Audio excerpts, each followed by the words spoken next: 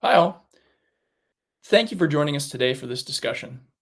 My name is Matt Chandler, and I'm the lead solutions architect here at Peregrine Technologies. We've got a great set of panelists who've been gracious enough to give us their time today to share their perspectives on what I think is a topic of growing importance in law enforcement. How agencies can ensure that they have control over their own data so that, as they field more and more technologies, they have the ability to integrate all these different investments in a way that allows them to have the data they need in the tools they need it when they need it. And specifically, my sense from conversations with law enforcement agencies across the country is that this issue is becoming of increasing concern or at least importance for data generated by sensors in particular, things like license plate readers, streaming video, even drones. I think the panelists we have gathered today can provide valuable perspective about why getting this issue right matters operationally, how to think about getting to the end state that agencies tend to want as it relates to this issue, and what kinds of challenges agencies are going to face in getting there and how they can be overcome or at least mitigated. And before I introduce the panelists today, Maya on my team, who's just off stage, is going to throw up a quick poll just to see what types of folks we have in the audience today. I think it's helpful for the panelists to know the mix of sworn, civilian analysts, IT professionals, and even vendors that are joining us so that they can tailor their responses and remarks to how this issue might impact and apply to those different personas. Additionally, as you all in the audience have questions, please do feel free to drop them in the chat, and we're going to try to leave plenty of time at the end to field those questions. And obviously, we may not be able to get to all of them, but we'll squeeze in as much as we can. So, thank you, Maya. I think I see that you've uploaded the poll, and we'll let folks respond to that. And now I think what I'd like to do is actually introduce our panelists. So, first, we've got Deputy Chief Eric Watson of the Chicopee Police Department in Massachusetts. And, Eric has a somewhat unique and interesting role as well in that he's also the department's Chief Technology Officer. He's got extensive experience in leveraging new technologies to enhance departmental operations. Eric, thank you for giving us your time today. Yeah, thanks, Matt. Thanks for having me. Excellent. Second, we've got Kent Augustine.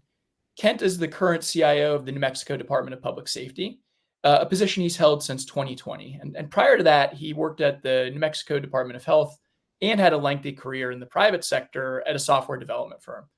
Kent, thank you as well for joining us today. Thanks, Matt. Happy to be here.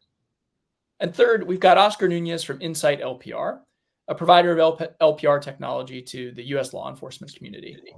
Oscar is the Chief Product Officer at Insight LPR, and he's got over 15 years of experience developing and delivering innovative software solutions, not just for law enforcement, but for companies like Uber and Capital One. So, Oscar, great to have you with us as well. Thanks for having me. Now, as we've been going through these introductions, I think we've probably gotten a sense of the responses to the poll. And so before we kind of get into the meat of the discussion, Maya, would you just share those poll results so that the panelists can see them? Excellent. Looks like the majority of our audience is sworn officers, which is great. But we've also got some representation from, civilian positions as well as a few vendors and then, others. So Eric, Kent, and Oscar, to the extent that that's helpful in framing, who you're speaking with today, there you have it. So Maya, if you don't mind, let's take down the poll there and we can kind of get into the meat of the discussion. And to start, what I think I'd like to do is ask each of you to provide your perspective to some common questions that come up around this issue. So I'd like each of you in turn to respond to these questions, and we'll kind of go in the same order that we did for our introductions. So, the first question, Eric, to you to start is, when it comes to data produced by LPR, video cameras, or other sensors that a department fields, what is your basic view on who owns that data and why is that your view? So I think that's a kind of a ground ball. I mean, from my perspective, it's pretty simple. The agency needs to unequivocally own the data. The data has been captured by agency owned or agency operated infrastructure under our agency mission and financed with public funds. So there should be absolutely no question as to who owns the data. But to be clear, ownership it's more than just being able to access your data. If you can't access your raw data, move it freely. Use it within whatever tools that you'd like to use it within, then you don't own it. I think we have a legal, ethical, and operational obligation to control and protect that data. And with our vendors, we should be creating partnerships, right? And not dependencies on them. They should be empowering us and not trapping us within their technologies. And I think as we deploy technology, we need to be really mindful and intentional when it comes to that front. Yeah, excellent, and appreciate that. And I think that that idea of what does it really mean to own your data is an important thing that we will kind of pick up the thread on throughout this discussion. Kent, over to you. Similar question. At the end of the day, who owns this data, and why do you believe that that is the right answer to that question? Well, I mean, I'll first off say from an intellectual property law perspective, there's zero question about this, that the agencies own the data. I completely agree with everything that Eric just said. At its heart, we're the ones that are collecting the data, whether we're using someone else's, some vendor's solution, some vendor's sensor. We're the ones collecting the data, and the data belongs to us, and it's being paid for with public funds. And we have an obligation to protect that data, and we have an obligation to be able to use that data in the public good in any way we can. Yeah, excellent. And it sounds like a lot of consistency between your view on this and the deputy chiefs as well. Oscar, especially coming from the business or the vendor side of this, same question over to you. How do you think about this issue? Yeah, for us at Inside OPR, it's pretty straightforward. Our position is that the agency is the rightful owner of the data that's generated by their cameras.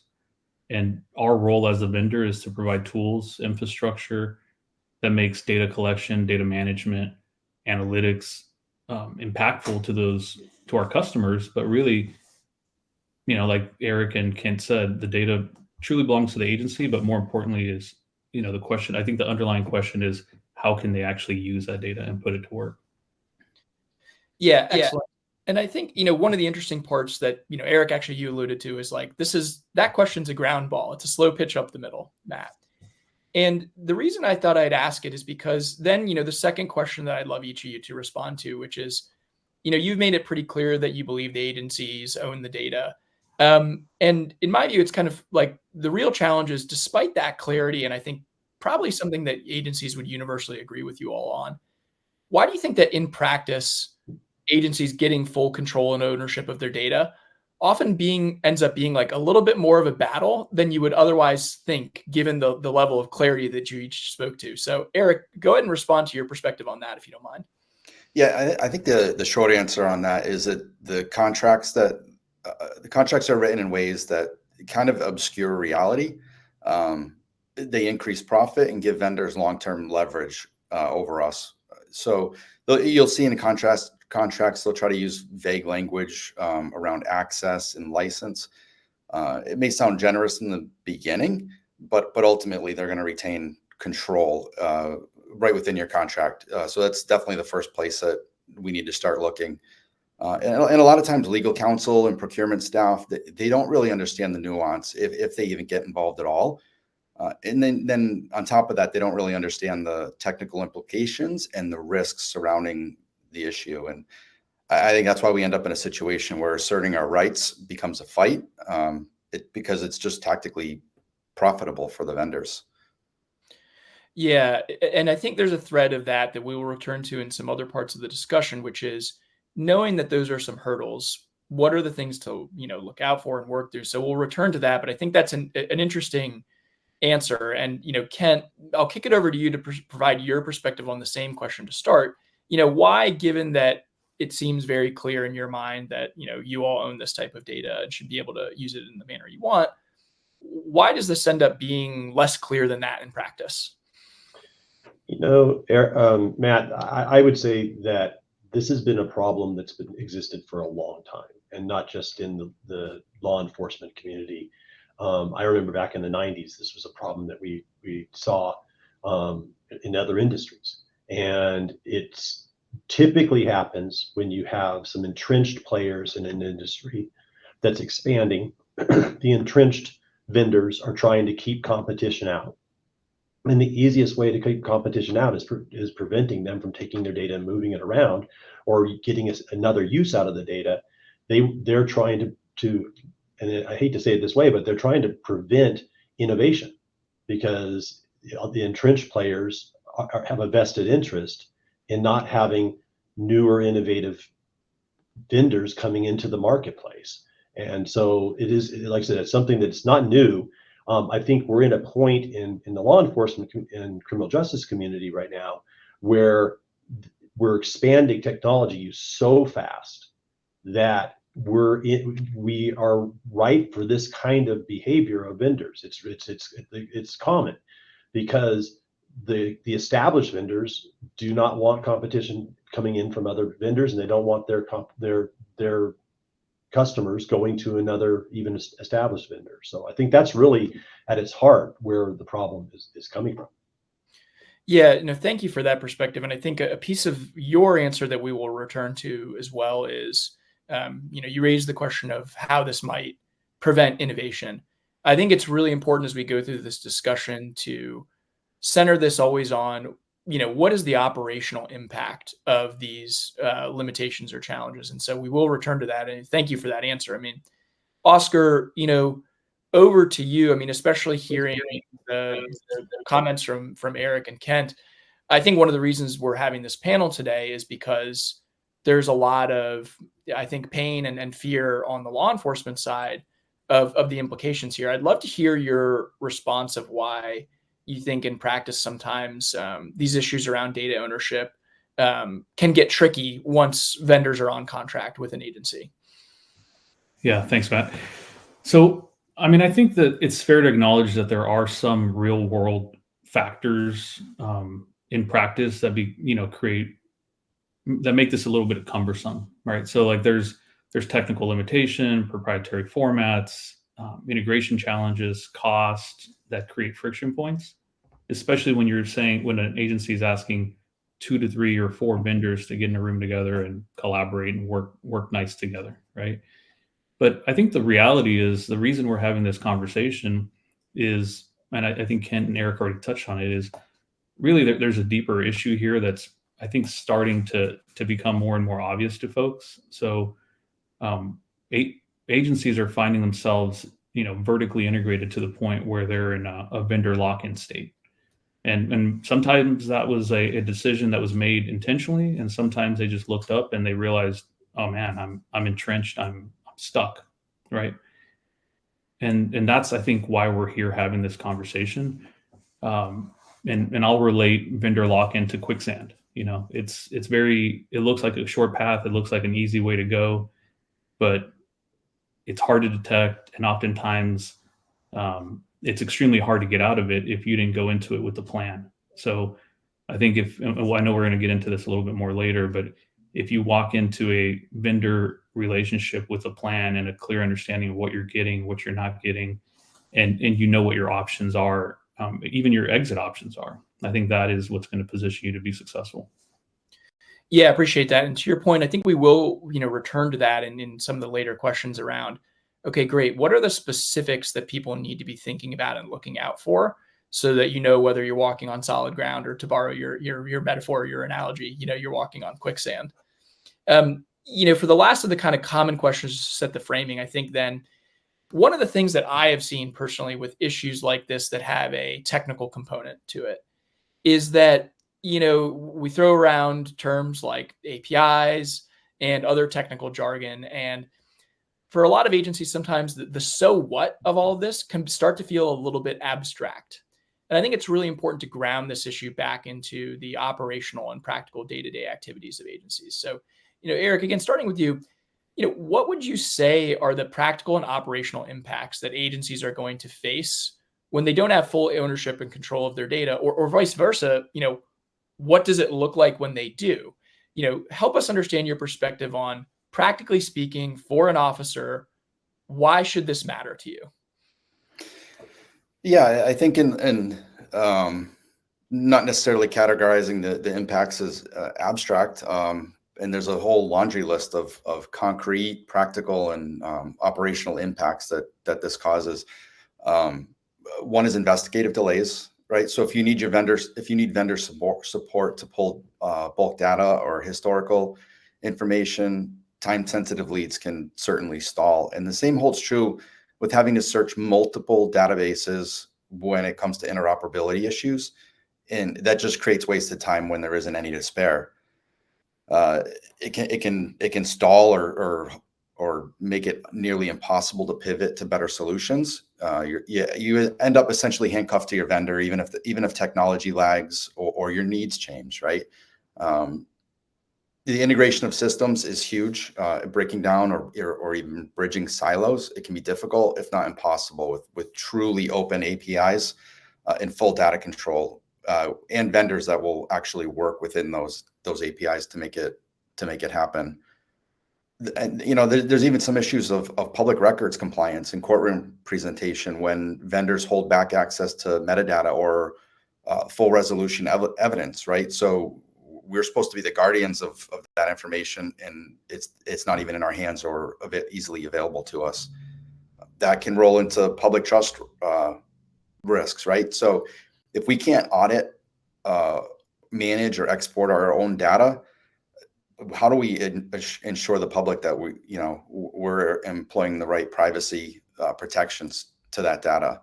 And it's public data, right? So and it rolls into like the whole collaboration failure, right? So if we can't interoperate between our systems and neighboring agency systems, we lose that cross-jurisdictional intelligence, and that's a huge threat not only to public safety but to officer safety. And I think that's one of the really biggest things that we focus on is that officer safety piece, when we can't access all of our information in a quick manner in one place, preferably. Yeah, excellent. And you know what? It's interesting, and I'm glad you mentioned the point of operational impacts within your agency, but also the fact that there are operational impacts when you are trying to work with other agencies and outside entities with whom you exchange information. I think that's a really interesting point. Kent, in fact, I know, this is an issue that you as a state entity kind of thinking about, but, I'll pose the same question to you. If you were trying to tell people, here is the practical, operational, and day-to-day reason why getting this issue right or wrong matters, what would you say to them? I give a few examples that I think that are pretty relevant. The first one, let's just talk about LPR data and just keep it within the context of LPR data. Let's say we have an agency down in the southern part of New Mexico, in Las Cruces area, and they have a LPR vendor that they're using. And they have a vehicle that they have as part of an investigation. They want to know where this vehicle is. So they enter that vehicle into a watch list into their system. Let's say this vehicle is up in the northern part of the state, let's say in the Farmington area, and that a separate company's LPR that is being, was purchased by a company, by an agency up in the northern part of the state, reads that plate, and the plate, so they get a read and a hit. That agency down in Las Cruces has no idea that happened. There's no concept of them. So from a public safety perspective, that is a real problem. Because that event just didn't exist from their perspective. Had they known that hit happened, they could contact that agency and say, hey, we're interested in this vehicle for whatever reason. We have an investigation going on. They could have contacted the state police, who operates throughout the state, or some other agency, right? That, can you help us out here? And depending on how serious of an event they're talking about, they may institute a stop or whatever, try to find this vehicle. So without that interoperability, that's just within the context of LPR. But then you look at real-time crime centers, and everybody in the industry knows this is where everything is moving towards, is real-time crime centers. And if agencies should be able to choose, and there's several platforms, real-time crime center platforms, the platform they want. And they should be able to ingest into that platform all kinds of data. They should be able to ingest, data out of RMS systems, out of CAD systems, the LPR data, the PTZ camera data, the drone data, the helicopter data. They should be able to pull that all in. If you want to make a real-time crime center effective, the whole point of it is to bring data from lots of different data sources into that real-time crime center. And there's this concept of a single pane of glass. The agency should be able to choose what that single pane of glass is and then get the data to come into it. And it should be coming in near real time. And that's one of the things that we have to be careful about in these situations is a vendor will say, oh, we have an API, and what an API means different things to different people. If you have to query the API to pull a piece of data in, that's not effective when you're trying to integrate it into a real-time crime center. You need to have a constant feed. And so there are real practical public safety situations that are being impacted by this. Yeah, excellent. That's really helpful. And I think a comment that you mentioned there just about, not all APIs are equal or facilitate what you need, I think is a very critical thing that I would like to return to in this conversation to unpack. And before we do that, I'll maybe pose a version of that question to you all. But I want to give Oscar a chance to share his perspective first on, you obviously are hearing this idea of operational impact directly from your customers. When they come to you and they say, hey, we want to work with a vendor like you, and we need to make sure that we have, control and fluidity of how we can leverage our data. What are you hearing from them about why it is painful if they cannot have that? Yeah. So, Eric and Kent touched on a couple of my points, so I won't repeat them. But to summarize, public safety, agent safety, compliance over data has already been talked about. But I think competitive pricing, right? So if you start getting entrenched with a vendor and you get into this state of vertical integration so deep that you can't get out, you lose your leverage and your ability to negotiate. And so what ends up happening, I think Kent was talking about it earlier, is you end up with 2 or 3 massive vendors that are just vertically integrated, and they start to set the price. So I think competitive pricing is definitely something that we hear about a lot. Agencies' inability to negotiate with these vendors at some point because they've lost leverage. And then the other thing we already touched on was just technology is ever changing. So as new tools come up and new vendors arise and new solutions are developed, agencies need the flexibility to be able to integrate with those new ideas. We don't even know what they are, but they need the flexibility and the support of their vendors to integrate and make their day-to-day job as easy as possible from a integration perspective. So, there's certainly a lot to unpack here, but going back to the vertical integrations for just 1 second, what we're seeing is we're seeing customers come to us and say, hey, we're in a contract with this vendor who offers 20 products. 2 of them are great. The rest of them suck, but we're stuck. We're stuck in this relationship. So what can we do? How do we migrate? How do we transition? And even the transitional stuff is very obscure just because of what you guys talked about earlier is the APIs. It's none of this is really clearly documented. And that's quite the opposite of what we do. So we look at ourselves as a specialized vendor. It's in our name, inside LPR. That's what we do. And that's what I recommend, to customers is go and work with specialized vendors that work well together with other vendors in the space to bring a complete solution. Yeah, excellent. Thank you. And I had initially planned on moving to some individualized questions at this point, but you've all raised a thing that I think is worth like a final question to all of you, which is, I think what happens in the wild is no vendor is going to say to an agency, I have no API. And by the way, I actually control your data. Nobody is so bold as to say that. And so, when they come to agencies, they'll say, yeah, absolutely. You're concerned about this issue. I have an open API. What do people need to think about to unpack whether that API is going to give them what they need and what they expect in practice? Eric, let's start with you if you don't mind responding to that. Yeah, so you hear it all the time that they have open APIs, and that they'll work with whoever. But both companies need to be able to work together with that API to actually make it to do what you need it to do. And I think things change obviously down the road with technologies, but with whatever you're using at that time, that that API needs to be demonstrated that it works the way that you want it to, and it's going to do what you expect it to, and not that it's just, in progress, or, the other company's not working with us. We're open, but they're not. So, it becomes, put up, let's see it, and see it working up in the environment that you need it to, doing the things that you need it to do.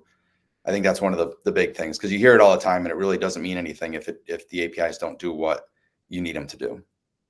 Yeah, excellent. And I think, is it fair to say, I think maybe some of what you're hinting at there is a guidance for agencies that says, outline the scenarios of how you want to use and move data, and make them show that the API actually facilitates those specific scenarios. Is that a fair articulation of, I think, some of the advice you seem to be articulating here? Yes, exactly. Yeah, excellent. And Kent, you in a prior answer to a question kind of hinted at this, right? Which is an API can mean, 1,000 things, or it can mean one thing, or anything in between. Same question over to you. When an agency is trying to move past just the sort of platitude of we have an open API, I mean, what should they be looking for? What should they be asking for? Well, I'm going to key on the word scenario that you used. I absolutely think this is the way to get around some of this stuff and get to cut to the chase with some of these vendors, and that is to lay out exactly what you're looking to do. I have this platform. I want to integrate your product with this platform. This is what I see that integration looking like. This is how I'm going to use it. This is what real time means to me. Is 5-minute delay acceptable? Is 30-second delay acceptable? Is 2 hours acceptable? That's up to the agency. The agency has to talk through first themselves and understand what they're trying to accomplish, and talk, and I think just talk in real world business language, like what, how are you going to use this in law enforcement? What is your expectation? And then the challenge is going to be, though, is how do you take that, and and we've all done this. We've had these conversations with salespeople from a vendor, right? And they're promising you certain things, and quite often they're not sophisticated to understand what they're really promising. I mean, I've seen it. I don't think it's always intentional. I think sometimes they just don't understand their product and the implications as well as they should, because they're in sales. And that's not a knock on any salespeople that happen to be listening to this conversation, but that just happens, right? And so I think you need to take that discussion and find a way to put it into your contract. And that's not easy. I'm going to start off by saying that, because quite often, you're dealing with a contract template. Like in our case, we're dealing with a state contract template, and then we're putting a scope of work together. And a lot of times the vendor gives us a copy of a scope of work that they'd like to use. And I'm guilty of this. I mean, we're all guilty of this. I mean, is that we don't spend enough time ensuring that contract and the scope of work has these promises in it. But I think you lay out these scenarios, but you also have to be careful that you want to future-proof this, right? So you want to lay out scenarios. Maybe you don't have the other vendor on the other side yet.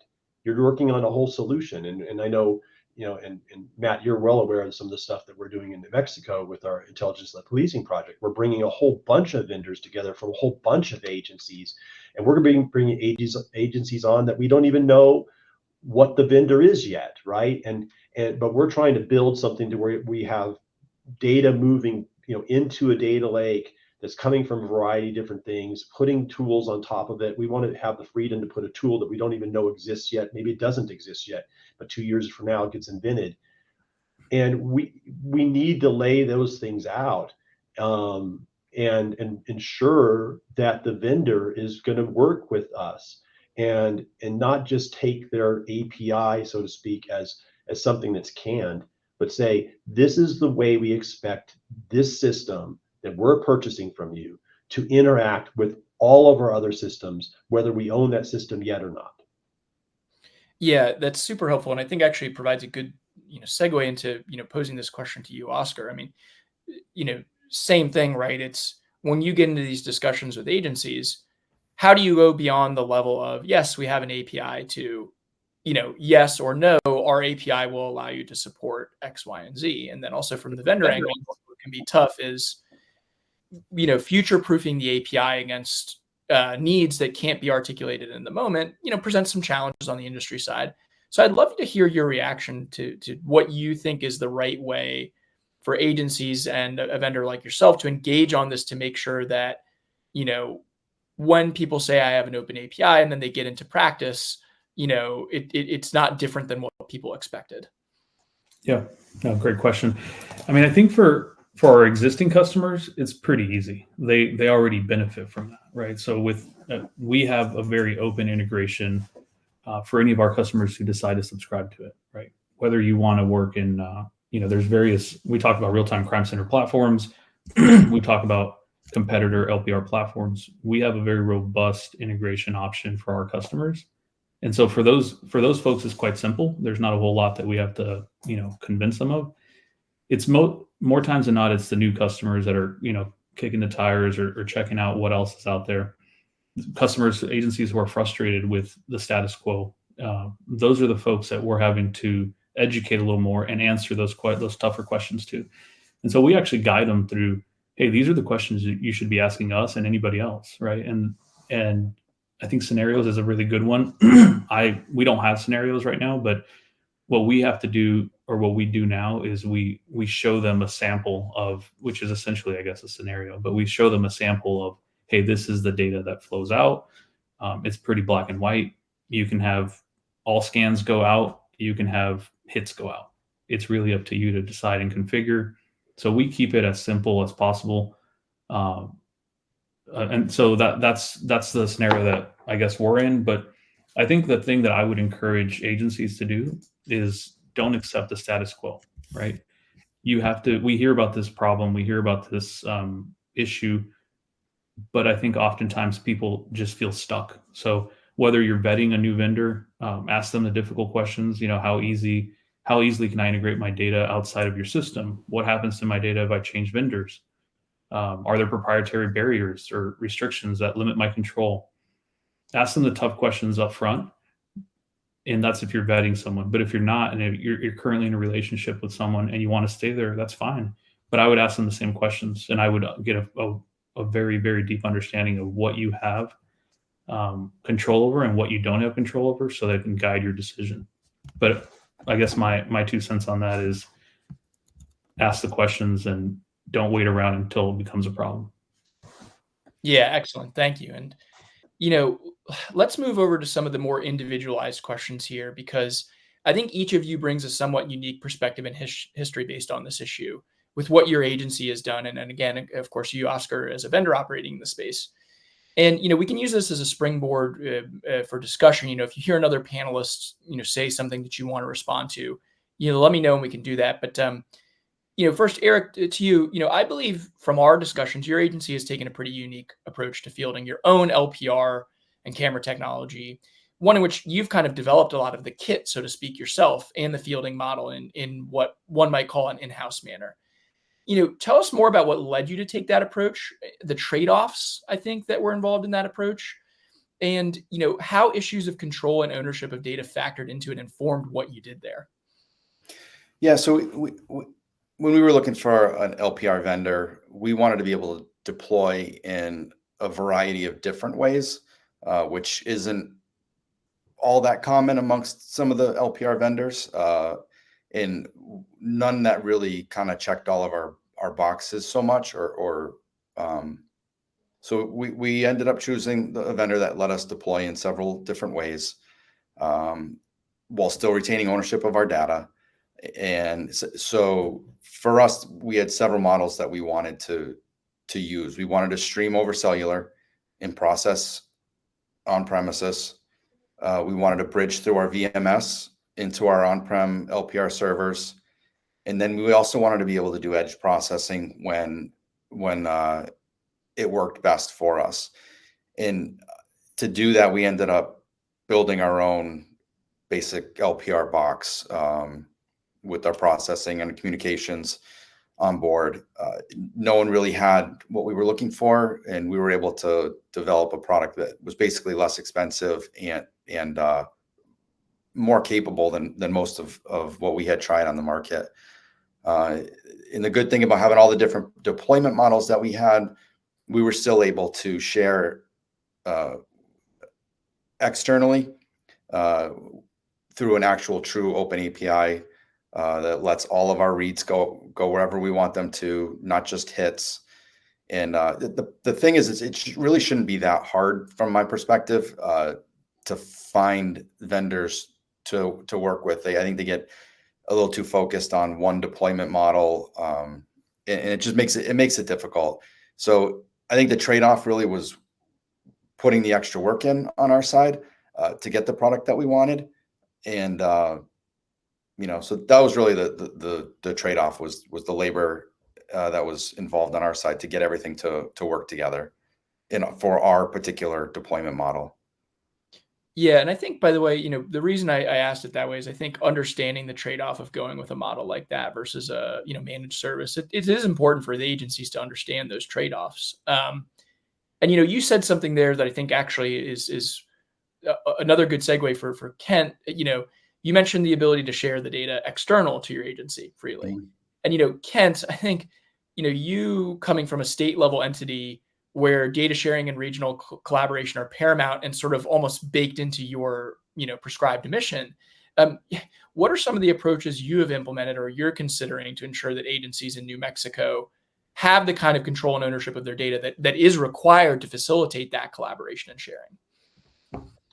So Matt, so a lot of this is about our intelligence-led policing project, which is all about data collaboration, data sharing across agencies. And these different agencies throughout New Mexico have a wide variety of RMS systems, wide variety of CAD systems, wide variety of LPR systems. And as we move forward and go through various stages of this project, we're going to be bringing more and more data into a data lake that the state is actually building a cloud-based data lake that is not a vendor-built data lake. And then we're bringing data in from these different vendors and putting it into the data lake. And then we're putting tools on top of that to analyze, visualize. And so Peregrine's a good example of a tool that we're using in this model. But one of the things that we really need to be aware of is the data governance of this, because there's a lot of sensitive data in these systems, right? And you get a narcotics case that's active, and that information is not being shared even across the agency, never mind with other agencies. And there's all kinds of sensitive case data that's going on. And it's really important that every agency retains the ownership of their data. In other words, if an agency is sharing data with the state, we didn't gain ownership of that data. The data still belongs to the agency, right? And if we get a public records request, we're going to send that public records request over to the agency because it's their record, not our record. And so when you start dealing with these complex systems, it is really important that you're able to get to all of that data. It could be data you're not even really thinking about initially. It's like user roles. You and I were talking about this, the concept of getting user roles and moving them into a data lake and being access to that. Because if you need to get that, you need to get that. It's sometimes you don't fully understand what you need at any given point. So you really have to have a relationship with your vendors. That is, I may not know exactly what I need yet, but the data in your system is our data. And we have the right to get that data when and how we choose. And we really have to be demanding of that. And I think as an industry, and this is really a challenge that I will say to everybody that's listening to this is, and I know most of the people on this forum are sworn, is we all have to stand up together, and we all have to say, as an industry, we're not going to accept this, the idea that you're locking the data in, because we have a lot of really innovative ideas that we're all trying to do. And most of it's involving taking data from one system and moving it into another and having a better visualization of the data so that we can impact public safety. And in the end, that's the whole point, right? Is to keeping our officers safe that are out in the field, giving them as much information as possible and making them effective to affect public safety. That's the whole point here. And the more we have these systems integrated. So from a state perspective, we're really trying to come up with some solutions. And around LPR and around real-time crime center, we're really looking at like, how do the real-time crime centers share data between themselves? And how do we, I addressed earlier the idea of multiple LPR vendors in a state. We want our law enforcement agencies to be able to see all of that. Yeah, no, excellent. And I think, there's an interesting thing there that maybe we can return to, which is, you've chosen a strategy in which you've said, I want the data to be in a store that I, as the agency, control. And, I may return to that point because I think it's an interesting one of, advice or practical solutions that agencies can think of here. But, maybe first to you, Oscar, I think one of the challenges again here is when say an API, it doesn't mean all the same thing. And it's kind of like, well, it means you can get this data, but not that data. You can get it in this manner and not that manner. What would you advise agencies on as to what should be their minimum expectation of an API or a way to integrate? And maybe to ask it a slightly different way, how should somebody know whether they are being offered a good API or a bad API, so to speak? Yeah. Well, that last part is a little bit of a tough question, right? But I guess what I would say is agencies should expect that their data is not only theirs from a legal perspective, but it also needs to be practically accessible. And I know we haven't really used that term yet on this call, but practically accessible should really sum this all up. And that's really what you're negotiating with your vendor, meaning, what are the various ways that I can retrieve my data, and what formats are those coming in, or are those available? How can I share them within how can I share my data within your platform to other agencies or other states, or even outside your platform? How can I make that data available to other states or other agencies? So really understanding, beyond the surface level of like, hey, yeah, we have an API that you can use and that should take care of what you're looking for. I think really the burden is on the agencies to dig in deeper and really understand what those means are that are available with their current vendors or future vendors that they're looking at. And I'll say, having sat on both the client side and the vendor side, I can tell you that I think Kent touched on this earlier. I think a lot of this is relationships. A lot of this can be solved with communication, contract clarity, and a little bit of, foresight. I know we don't have a crystal ball, but just thinking ahead of what the future might bring is really important to keep in mind when you're updating a contract and when you're agreeing to terms. I think at the minimum, vendors should provide clear data export tools and transparent data management practices to their customers, and clearly define what portability or practically accessible means to that agency. Yeah, excellent. Thank you for that. And I think we've got about 15 minutes left, and so we'll maybe start moving into the audience Q&A piece. We've got one question that has been submitted, which I think is a good one. Those of you listening, feel free to submit other questions as we're going through this as well. But I'll pose the following question in our same order to all of you that has been posed by Adam, who's listening, which is, what is your suggestion for LEOs with an agency that is entrenched with a vendor that is clearly trying to create an all-in-one ecosystem that now goes against their previous open API claims? And he notes that it's a difficult dialogue because we do need them, but not for new services. So, let's go around the horn again. Eric, go ahead and react to Adam's question and share your perspective.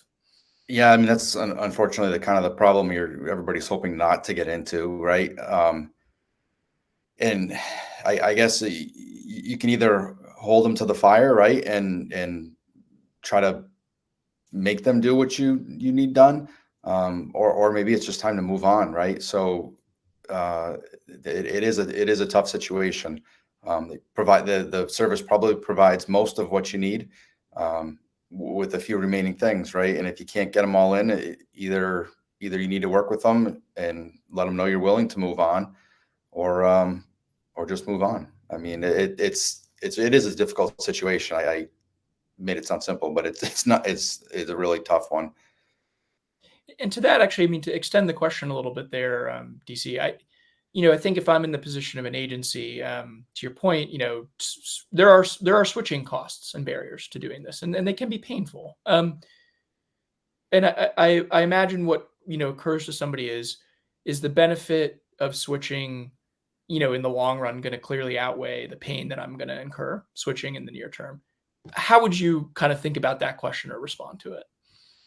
Yeah, at some point you need to look at the long game and see where you're going to end up. I think some of these vendors have been clear about their closed ecosystem, and that's just what they're shooting for.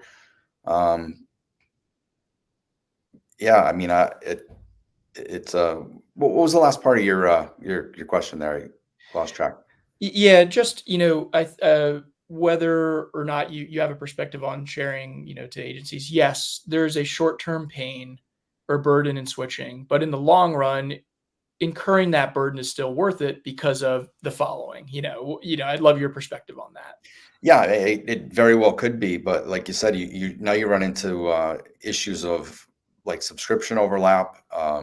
Your cities and towns aren't going to be too happy with bringing on a new vendor while you're switching things over and paying for multiple vendors, things of that nature. But the long game is open platforms, and we need to be working with vendors who are going to support that. So I think that is the long game, and maybe some of us got trapped, but if that's the way out, we either need to get the vendors to work with us, or really, just play the long game and make that move. Yeah, no, I appreciate that perspective, and I think it probably highlights simply the importance of going forward, knowing the right questions to ask and the right dialogue to have up front to avoid finding yourself in that situation is probably quite important. Kent, to you, same question from the audience member. What do you advise one of these agencies that's trying to, locked in with a vendor who's creating an all-in-one ecosystem and kind of going back on some of what they had advertised about their open API? What would you advise to them? Well, first I would, ask how locked on in are you really? I mean, is the vendor, really, because a lot of times these vendors have APIs. They have the capabilities. It's not a technical problem. They're just choosing not to expose it. They're going to charge you a crazy fee to use this API that in the beginning, I won't name names, but we have a vendor that told us they didn't have an API. And then they turned around and said they did have the API, but we're going to have to charge you for it. Well, why did they even start off saying that they didn't have the API, right? And so we see these kinds of things a lot. The other thing that I will say is, we have to look at things from our own perspective, but we also have to protect our industry. And we're pretty good at talking to each other, and we should need to continue that. And if we run into problems with a vendor, we need to share that.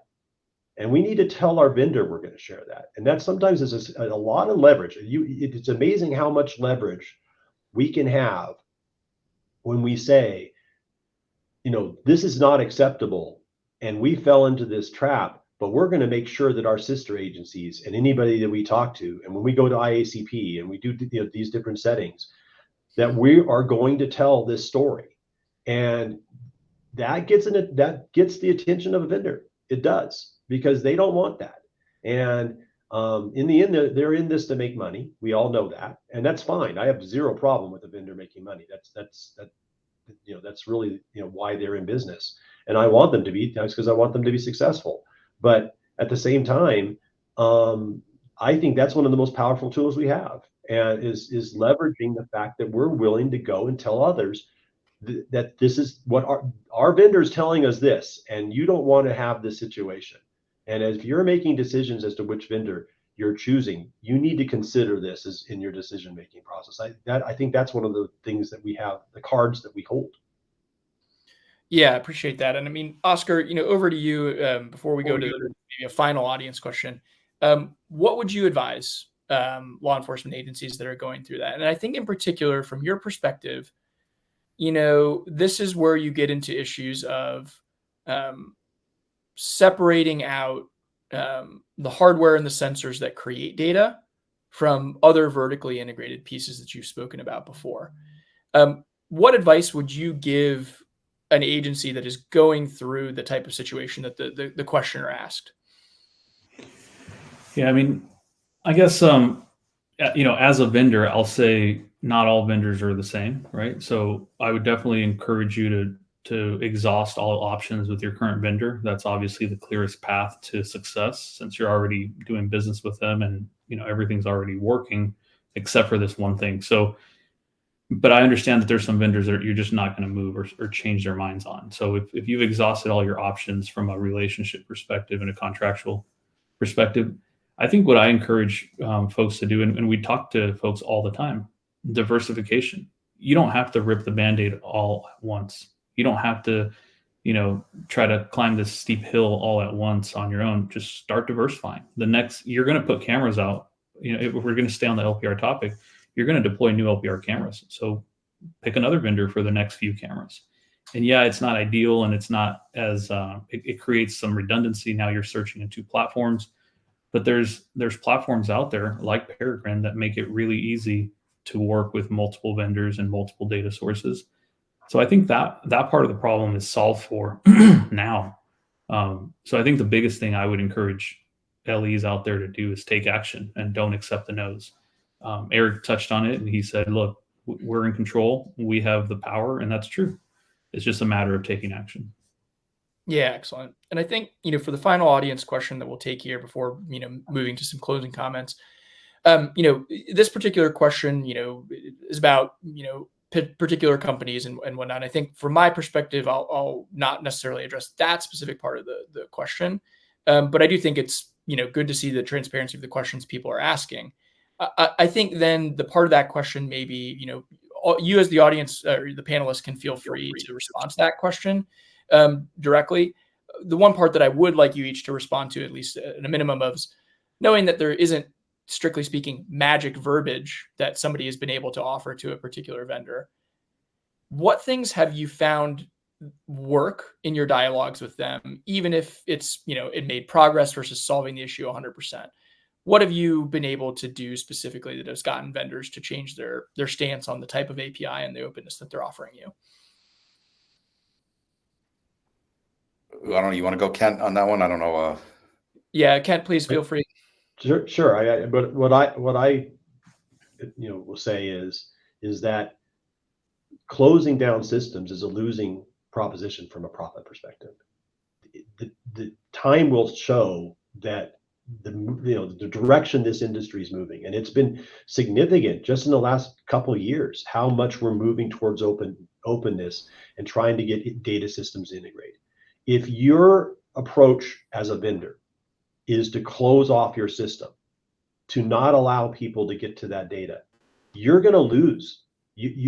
This is not profitable. It may be profitable in the short run, but in the long run, you are going to lose sales, and you are going to have people jump ship.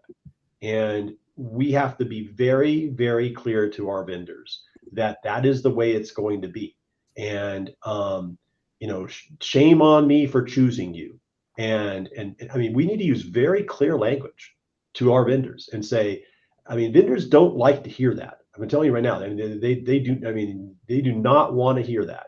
And if you say, I will get out of this arrangement one way or another at some point. You may make it painful for me, but I'm going to get out, and I'm going to tell everybody that I deal with that I'm planning on getting out, and then I'm going to advise all the agencies that I talk to not get into this relationship with you.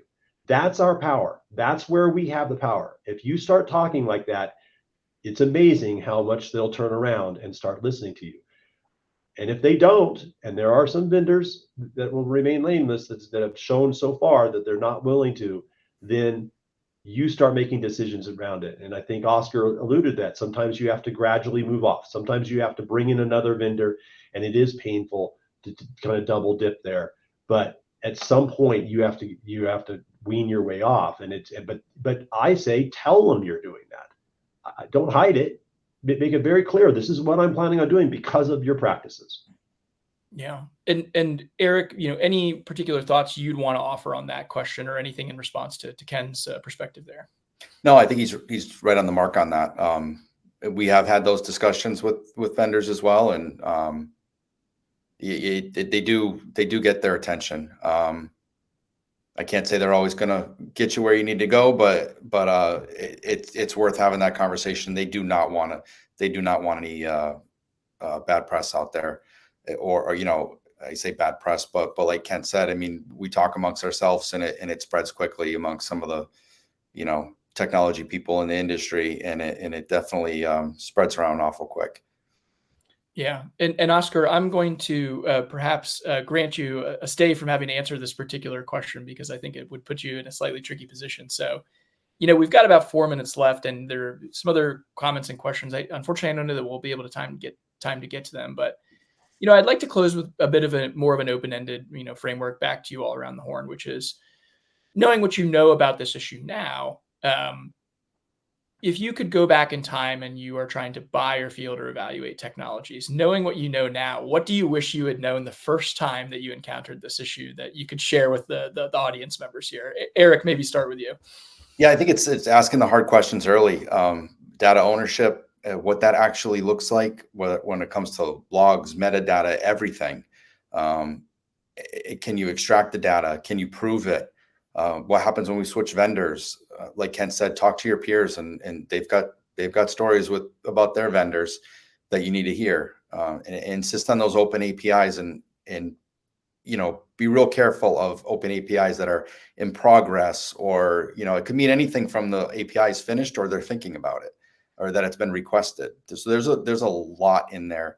With interoperability, test it, show it that it works, and so I think it's asking a lot of those hard things up front, and proving it's going to do what you really want it to do, rather than just trusting. Yeah, I think that's sound advice. Trust but verify, I suppose, is a phrase that we're mostly all familiar with. Kent, over to you. If you could go back in time and you were encountering this issue for the first time, what do you wish you knew? I think what I would say is this: is I use scenarios more, right? Lay out specifically what you want to do, and be very specific. As like, this is what I'm looking. This is 3 years from now, a year from now, whatever. This is what I envision us having, and then ask that vendor. First, do you have the capability of operating in this environment that we just laid out? Second, who of your customers are already doing this? And tell us who that is, so that we can talk to them. Because a lot of times you can't really do a proof of concept. Some of these systems are too complex to implement, and they're very difficult to do a proof of concept with. But what you can say is, all right, vendor, you say you do this. Now I want to talk to somebody who's doing it with your platform. And what may end up being is that other agency may not be quite doing it the same way. And you'll figure that out. And then you go back to the vendor and say, that's not what I was talking about. You told me that XYZ PD is doing this. They're really not doing this. Let me clarify what it is I'm looking for. Tell me a customer. And if they can't give you a customer, then say, does that mean I'm going to be the first customer doing that? And if so, how are you going to work with me? How are you going to be flexible with me? I think if I were to go back in time, I think there are times that I have not done that as adequately as I probably should have, and really laid it out. And I'll say this, during the contract process, the negotiating process, it's a stressful time. You've got, procurement rules, you've got lawyers, you've got all these people involved, and you're trying to get something over the line before the new fiscal year or whatever the case is. And it puts a lot of pressure on us. You have to be willing to put in the time, I think, is what it comes down to. Yeah, absolutely. Thank you. And Oscar, final comment from you before we close out. Maybe a perspective of, when agencies are at the very beginning of this journey, what do you wish they would ask, and what should they know? I mean, I think Kent summarized a lot of what I was going to say, so I won't take too much time. I think I'll just close it out saying trust but verify. Do the scenarios. The proof is in the pudding. We see it every single day. We have to prove that we do what we say we do. Excellent. Well, we're right at time. Thank you all to our excellent panelists here. This was a great discussion. We appreciate you taking the time. Thank you to everybody in the audience who joined, and especially to those who actually, asked questions, good questions that sparked discussion. I think Maya from my team is going to drop a link to a white paper on this topic in the chat. You can see that on your screen. And we also want to say a final thank you, a very heartfelt thank you to the FBI National Academy for partnering with us on this and helping to facilitate this discussion. I think it's obviously a topic that clearly strikes a chord in law enforcement today. So thank you all, and please have a great rest of your week. Thanks, everybody. Thank you. Bye all.